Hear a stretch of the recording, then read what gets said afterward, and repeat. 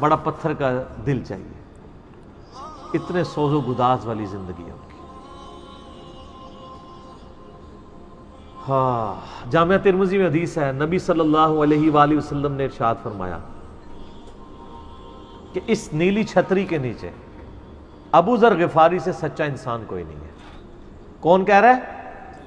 نبی صلی اللہ علیہ وآلہ وسلم، جو خود صادق اور امین ہے۔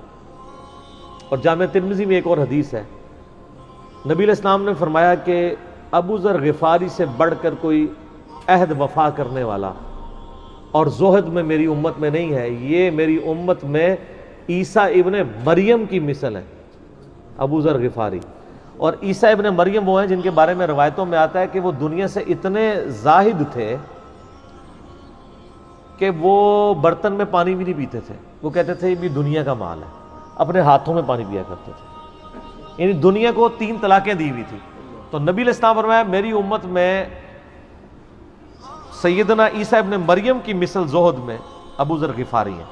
یہ لفظ ہے ابو ذر غفاری، غفاری نہیں ہے لفظ، غفاری زیر ہے اور فا کے اوپر تشدید بھی نہیں ہے۔ تو ابو ذر غفاری رضی اللہ تعالیٰ عنہ علیہ السلام نبی علیہ السلام کے لاڈلے اصحاب میں سے تھے، حتیٰ کہ صحیح بخاری میں آتا ہے کہ ابو ذر غفاری کہتے ہیں مجھے دن یاد ہے کہ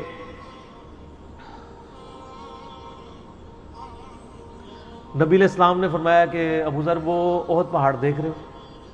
تو کہتے ہیں میں نے احد پہاڑ کی طرف دیکھا اور میں یہ سوچ رہا تھا کہ ابھی مجھے آپ کسی کام کے سلسلے میں وہاں بھیجیں گے، دن کا وقت تھا، تو میں اپنے ذہن میں یہ اندازہ لگانا شروع کر دیا کہ کوئی کام بتائیں گے تو میں یہ پہنچ کے واپس کتنی دیر میں آؤں گا۔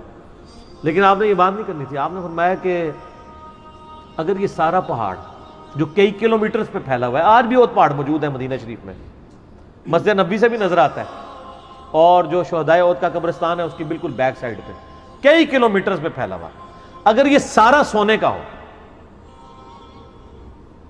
تو آپ علیہ السلام فرمایا کہ میں سب کا سب اللہ کی راہ میں فوراً شام سے پہلے خیرات کروں، اپنے پاس میں 2 یا 3 دینار ہی رکھوں صرف، یعنی جو ٹوٹل زندگی گزارنے کے لیے سب خیرات کرتا ہوں۔ اب مجھے بتائیں جن لوگوں نے، یہ ابو ذر غفاری راوی، جن لوگوں نے یہ حدیثیں حضور سے سنی بھی تھی، جب وہ یہ دیکھتے تھے کہ رومن اور پرشین امپائر کے گرنے کے بعد جب مسلمانوں کے پاس خزانے آئے ہیں اور حضرت عثمان کے دور میں لوگوں کے لاکھوں روپے آج کے وظیفے لگ گئے ہیں گھر بیٹھے، وہ بھی انہی عیاشیوں میں پڑ گئے ہیں، تو ان کو یہ چیزیں ہضم نہیں ہوتی تھی، تو یہ شام ہجرت کر گئے تھے۔ نبی علیہ السلام نے پہلے ہی کہا تھا، اس میں یہ حدیث نبی علیہ السلام نے، یعنی یہ حدیث ہے المستدرک الحاکم میں صحیح سند سے، کہ فرمایا آپ علیہ السلام نے کہ ابو ذر تیرا کیا حال ہوگا جب تو بھوسا لوگوں میں رہ جائے گا، اور آپ نے یوں انگلیاں ڈالی، اور ابو ذر غفاری کا انتقال 32 ہجری میں ہوا ہے حضرت عثمان کے دور میں۔ یہ بات عبداللہ بن عمر بن عاص کے بارے میں نہیں کہی تھی؟ وہ بھی ہے، وہ تو صحیح بخاری میں ہے، عبداللہ بن عمر بن عاص کو نبی علیہ السلام نے فرمایا تھا کہ تو بھوسا لوگوں میں رہ جائے گا۔ سیم الفاظ حضرت ابو ذر غفاری کے بارے میں حاکم میں ہے، آپ مستدرک الحاکم کا چیپٹر کھول لیں، وہ تو یزید کے دور تک گئے تھے نا، یہ حضرت عثمان غنی کے دور میں فوت ہوئے ہیں۔ یعنی حضرت عثمان غنی برے نہیں تھے نعوذ باللہ، یعنی ان کے دور میں عیاشی کا لیول لوگوں کا یہ ہو گیا تھا۔ تو یہ یعنی اس میں پھر حدیث میں الفاظ ہیں، نبی علیہ السلام سے پھر انہوں نے کہا یا رسول اللہ میں کیا کروں، تلوار اٹھا لوں؟ آپ نے فرمایا صبر کرنا اور اپنی زبان سے تم حق بات کی تلقین کرتے رہنا، پھر آپ کو حاکم میں ملے گا۔ نبی علیہ السلام فرمایا کہ ان قریب تمہیں مدینے سے نکال دیا جائے گا، شام چلے جاؤ گے وہاں سے بھی نکال دیا جائے گا۔ اور سر ایک بڑی دردناک حدیث ہے ابو ذر غفاری کے بارے میں، وہ حاکم میں ہی ہے، المستدرک الحاکم میں۔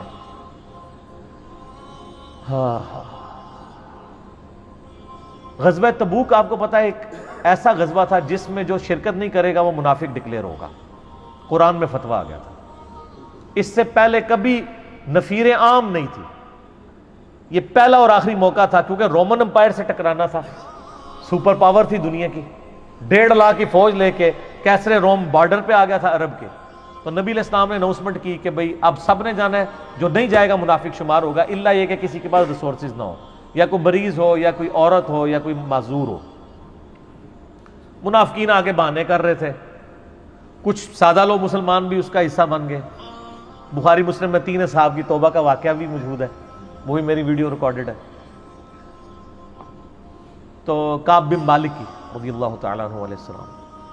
تو کچھ لوگ جو ہیں وہ یعنی اپنے ان معاملات کی وجہ سے کچھ پیچھے بھی رہ گئے. تو المستدل الحاکم میں آتا ہے کہ صحابہ کرام کہتے ہیں کہ ہم نبی علیہ السلام کے ساتھ سفر پہ نکلے نا جب, تو نبی علیہ السلام کو آگے کوئی بتاتا تھا, کہتا تھا یا رسول اللہ وہ جو فلاں بندہ تھا نا وہ بھی کوئی نہیں آیا, پیچھے رہ گئے. تو آپ علیہ السلام پرواہ نہیں کرتے تھے. پھر بتایا گیا یا رسول اللہ وہ بھی کوئی نہیں, یعنی جڑے نعرے مارتے سن اچے اچے جدو ایتھے کسی کو دسایا جائے گا سر وہ تہاڈا پکا جڑا یار ہے بیلی وہ بھی کوئی نہیں جے, تو حضور علیہ السلام کو لوگ نا فیڈ بیک دیتے یا رسول اللہ وہ بھی غائب ہے, وہ بھی نہیں آیا. اب 30,000 کے لشکر میں آپ نے کوئی ریکارڈ تو نہیں رکھا تھا, رجسٹر تھا, لیکن کدھر 30,000 بندوں میں کدھر کوئی رکھ سکتا ہے صاحب اس طرح, یا رسول اللہ وہ بھی رہ گیا وہ بھی. تو حضور علیہ السلام کہتے ٹھیک. آپ فرماتے تھے اللہ چاہے گا تو آ جائے گا, نہیں آئے گا تو نہیں آئے. تو کسی نے کہا کہ وہ ابو ذر غفاری بھی پیچھے رہ گئے. آیا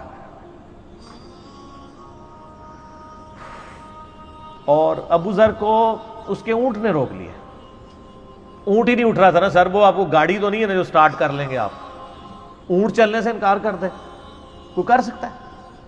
اور سر سفر کتنا ہے, 700 کلومیٹر, 700 کلومیٹر کا ریگستانی سفر آج کے دور میں بھی کرنا مشکل ہے. سائیکل پہ نہیں آپ کر سکتے, پیدل تو آپ سوچ بھی نہیں سکتے. اونٹ کے بغیر کیسے ہو سکتا ہے, جس میں آپ کو اونٹ اس لیے بھی ضروری ہے کہ اس کے اوپر آپ نے سامان لادنا ہے. پانی نہیں راستے میں پینا, ریگستان میں تو کئی کلومیٹرز تک کچھ بھی نہیں ہوتا, بھوکے پیاسے مریں گے. پھر آپ قافلے سے بھی جدا ہیں. تو ابو ذر غفاری کوشش کرتے رہے کس طریقے اونٹ, اسی دوران قافلہ نکل گیا آگے, تو وہ اونٹ اٹھا ہی نہیں ہے. تو حضرت ابو ذر غفاری نے اپنا سامان اپنی پیٹھ پہ لاد لیا, پیدل چل پڑے ریگستانی سفر میں. حاکم کی روایت ہے کہ ہم نے دیکھا دور سے ایک اکیلا شخص آ رہا ہے جس کی پیٹھ کے اوپر بورا لدا ہوا ہے. تو نبی علیہ السلام کی آپ محبت دیکھیں, آپ نے فرمایا کہ تو ابو ذر ہو جا, یعنی جو آنے والا شخص ہے تو ابو ذر ہو. یعنی حضور نے خواہش کا اظہار کیا. آپ کو نظر تو نہیں آ رہا تھا یہ کون آ رہا ہے, آپ کی محبت, آپ کو پتا تھا ابو ذر غفاری نہیں رہ سکتا پیچھے. تو صحابہ کہتے ہیں آپ نے فرمایا تو ابو ذر ہو جا. تو صحابہ کہتے ہیں تھوڑی دیر بعد جب وہ قریب آئے تو ہم نے پہچان لیا ابو ذر غفاری ہیں. تو جب ہم نے پہچان لیا نا تو حضور علیہ السلام نے ان کے پہنچنے سے پہلے آپ نے فرمایا ابو ذر کو دیکھو اکیلا آ رہا ہے, اکیلے ہی دنیا سے جائے گا اور قیامت دن بھی اکیلا اٹھایا جائے گا. دنیا سے کیا کہہ رہے گے, صحیح بخاری میں آتا ہے کہ حضرت عثمان غنی رضی اللہ عنہ کے دور میں چکے, یہ اس حدیث کا بھی کچھ حصہ باقی ہے, میں بعد میں بیان کروں گا, پہلے میں اس کو کنکلوڈ کر لوں کہ صحیح بخاری میں آتا ہے کہ حضرت ابو ذر غفاری شام چلے گئے تھے. وہاں پہ چونکہ گورنر تھے حضرت معاویہ رضی اللہ تعالیٰ عنہ, وہ قرآن کی وہ جو سورہ توبہ کی آیات ہے نا کہ جو لوگ سونا اور چاندی جوڑ کے رکھتے ہیں یہ گرم کر کے ان کی پیٹھوں پہ, ان کے ماتھے کے اوپر لگایا جائے گا قیامت والے دن. تو وہ یہ آیت پڑھا کرتے تھے اور حضرت معاویہ سے ان کا جھگڑا رہتا تھا کہ تم لوگ جو یہ مال جوڑ رہے ہو نا اور یہ اتنے خزانے تم لوگوں نے بنا لیے ہیں, یہ نبی علیہ السلام کی تعلیمات کے خلاف ہے. تو حضرت معاویہ کہتے تھے یہ تو اہل کتاب کے بارے میں آیات نازل ہوئی ہیں, تو وہ کہتے تھے نہیں یہ سب کے بارے میں ہے. اب شرعی حکم یہ ہے کہ مال آپ جوڑ سکتے ہیں اگر آپ زکوٰۃ دے رہے ہیں, لیکن یہ پسندیدہ نہیں ہے, طریقہ نبوت یہ نہیں ہے. نبی علیہ السلام نہیں جوڑ سکتے تھے, پوری زندگی زکوٰۃ دینے کی نوبت نہیں آئی ہے, حالانکہ خمس ملتا تھا خیرات کا. ابو ذر غفاری کا جھگڑا یہ تھا کہ تم تو نبی کے اصحاب ہو, تم لوگوں کو یہ زیب ہی نہیں دیتا کہ تم لوگ اس طرح کے محلات میں رہو اور اس طرح مال جوڑو. تو اب چونکہ سینئر صحابی تھے, ان کو ہاتھ ڈالنا بھی آسان نہیں تھا. پھر نبی علیہ السلام نے فرمایا ہو کہ اس سے زیادہ سچا انسان ہی کوئی نہیں. تو حضرت معاویہ نے خط لکھا حضرت عثمان کو کہ جی اس بندے سے میری جان چھڑائے نا, اس کو آپ واپس بلائیں. حضرت معاویہ نے جب خط لکھا تو حضرت عثمان نے ان کو کہا تم مدینہ شریف واپس آ گئے. مدینہ شریف جب یہ واپس آئے تو صحیح بخاری میں آتا ہے کہ لوگوں کا جھمگٹا لگ گیا ابو ذر غفاری کے گرد. لوگوں کو پتا تھا یہ تو بڑا یعنی زہد والا بندہ ہے. تو ابو ذر غفاری کو یہ حدیثیں سنایا کرتے تھے کہ حضور نے فرمایا یہ احد پہاڑ سونے کے برابر ہو تو میں خیرات کر دوں گا. جبکہ باقی صاحب کہتے تھے کہ مال جوڑنا جائز ہے اگر زکوٰۃ کوئی دیتا رہے. وہ یہ کہتے تھے کہ یار یہ تم لوگوں کو تو زیب نہیں نہ دیتا, یار تم لوگ تو یہ باتیں نہ کرو, تم لوگ نبی کی صحبت یافتہ ہو, تم لوگوں کو تو زہد ہونی چاہیے تم لوگوں کی زندگی میں. اب لوگوں کا ہجوم ان کے گرد لگ گیا اور پھر حضرت عثمان نے ان کو خلیفہ وقت بلایا اور کہا کہ یار تو خود ہی مدینہ شریف چھوڑ کے یہاں سے چلا جا, تیری وجہ سے فتنہ کھڑا ہوا ہے. حضرت عثمان نے کہا کہ میں نے تو نبی علیہ السلام سے سنا تھا کہ حکمرانوں کی اطاعت کرنا, صبر کر لینا. تو ایک زبدہ نامی کا ایک گاؤں تھا مدینہ شریف کے پاس, شہر سے ہٹ کے, تو وہ پھر وہاں پہ ہجرت کر گئے. آپ دیکھیں ریونج کیسا تھا, لوگ کتنے ڈرے ہوئے تھے کہ ابو ذر اپنی بوڑھا شخص 80-90 سال کا بابا اپنی ایک بڑھیا بیوی کو لے کے اس عمر میں شہر بدر ہو رہا ہے اکیلا. آج نہیں آپ سوچ سکتے کسی جگہ آپ اکیلے جا کے پڑاؤ کریں کسی بیابان کے اندر, ریگستان کے اندر. اس زمانے میں آپ سوچ رہے, آج کل بھی آپ مدینہ شریف کے گرد چلے جائیں تو آپ وہاں نہیں ایک رات بھی نہیں گزار سکتے. تو کوئی شخص حضرت ابو ذر غفاری کو سی آف کرنے نہیں آئے سوائے حضرت علی کے, اور وہ بھی مدینہ کی باؤنڈری تک آئے. ان کو پتا تھا ان کے سٹانس کے بارے میں, اور حضرت علی نے ان کو جب سی آف کیا تو کہا کہ میں چونکہ حکمران وقت کی اطاعت کا پابند ہوں, میں مدینہ کی باؤنڈری سے باہر نہیں جاؤں گا. اگر مجھے کوئی اس طرح کا یعنی حکم اجازت مل جاتی تو میں تیرے ساتھ جاتا. ایران والوں نے حضرت علی علیہ السلام کے زندگی کے آخری 10 سال کے اوپر ایک فلم بنائی ہے, امام علی علیہ السلام. اس میں ابو ذر غفاری کے سارے واقعات انہوں نے فلمائے ہیں, سر دیکھنے والے. جب مولا علی چھوڑنے آتے ہیں, پھر جو ان کی ڈیبیٹس ہوتی ہیں مدینہ شریف میں لوگوں کے ساتھ, وہ ساری انہوں نے ویڈیو میں فلما دی. پھر یہ چلے گئے وہاں پہ رہنے شروع ہو گئے. اب اس حدیث کی طرف واپس آ جائیں جو فرمایا آپ علیہ السلام نے اکیلے ہی مرے گا. تو ابو ذر غفاری, اس حاکم کی روایت میں آتا ہے ابو ذر غفاری کی موت کا وقت قریب آ گیا, صرف بیوی ہے پاس. بیوی نے رونا شروع کر دیا کہ حضرت آپ فوت ہو گئے, آپ کو کفن کون دے گا, آپ کو غسل کون دے گا, آپ کو دفنائے گا کون, میں عورت ذات کیا کر سکتی ہوں. حضرت ابو ذر نے کہا کہ نبی علیہ السلام سے میں نے سنا تھا کہ تو اکیلا مرے گا, پھر مسلمانوں کا ایک قافلہ وہاں سے گزرے گا جو تجھے کفن دے کے دفنائے گا اور جنازہ بھی پڑے گا. تو نے فکر نہیں کرنی, جب میں مر جاؤں تو میری لاش کو چوراہے پہ رکھ دینا, گزرگاہ پہ, جو یعنی مدینہ کی طرف راستہ آتا تھا گاؤں ایریا سے گزر کے. اللہ میرا بندوبست کر دے گا. وہی ہوا کہ ان کے مرنے کے بعد مسلمانوں کا ایک قافلہ دور سے آ رہا تھا. تو اسی مستقل حاکم کی حدیث میں آتا ہے کہ سر قافلہ بھی سنے, پھر کون ہے, عبداللہ ابن مسعود رضی اللہ. ابو ذر غفاری بھی زہد کے امام, ابن مسعود بھی زہد کے امام, ابو درداء بھی زہد کے امام.